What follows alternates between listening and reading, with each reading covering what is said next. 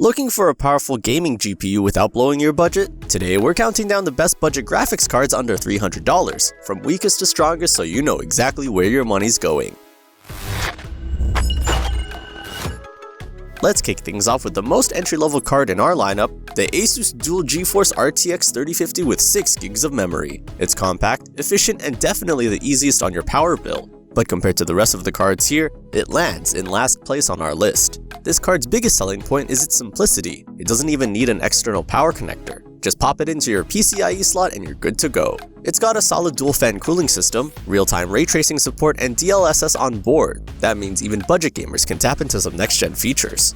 But here's the catch. It only comes with 6 gigs of video memory and a narrow 96-bit memory bus. That really limits what it can do in modern games, especially if you're aiming for high settings or playing newer titles. Compared to the other GPUs on this list, it falls short in both raw power and future-proofing. Still, if you're building a compact PC for 1080p gaming or you just want to play esports titles without spending more than you need to, this is a smart, hassle-free pick. By the way, if you're interested in any of the GPUs in today's list, you'll find links to the best prices right down below in the description. Next up is the ASRock A750. This one's from Intel, and while it might not be the first brand that comes to mind for graphics cards, it's actually offering some serious specs for the price, especially when it comes to memory bandwidth. What stands out most about the A750 is its massive 512GB per second memory bandwidth and full support for modern media codecs like AV1. That's impressive, especially at this price point. It's a solid performer for high-resolution video playback and content creation, not just gaming. However, it's not all smooth sailing. Intel's Arc GPUs are still working through some growing pains when it comes to driver support. You might run into occasional performance inconsistencies, and with a total board power of 225 watts, it's not the most efficient option here either.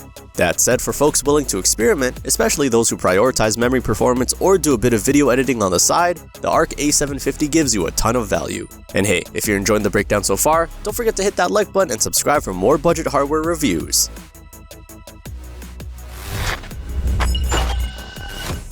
Coming in third, we've got the GIGABYTE RTX 5060 WINDFORCE. This one's part of NVIDIA's latest Blackwell generation, and while it's modern and efficient, there are still a few trade-offs to consider. It's got all the good stuff you'd want: DLSS 4 support, strong ray tracing performance, and a compact dual-fan design that keeps things cool and quiet. Plus, it's rocking GDDR7 memory, which helps it push out a solid 448GB per second of bandwidth. But despite the cutting-edge features, it still comes with just 8 gigs of VRAM and a PCIe 5x8 interface. While that won't bottleneck most current games, it might become a limiting factor down the road, especially if you're looking to future-proof your build. Overall, this card is great for gamers who want modern NVIDIA features without spending a fortune. If you're mostly gaming at 1080p or dabbling in 1440p, it's a very respectable mid-tier choice.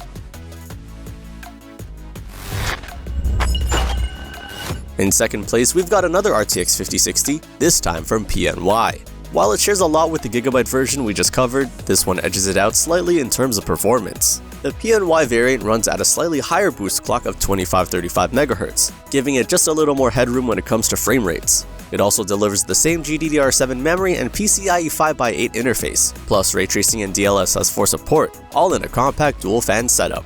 Now, like the GIGABYTE card, you're still working with just 8 gigs of VRAM, which might not be ideal for next-gen titles or texture-heavy mods. And some reviewers have raised concerns about performance consistency and transparency in benchmarks, which is worth noting. Still, if you're set on an RTX 5060 and want to squeeze out just a bit more performance, this version from PNY is the one to get. It's a well-balanced card for 1080p gaming with all the bells and whistles NVIDIA offers.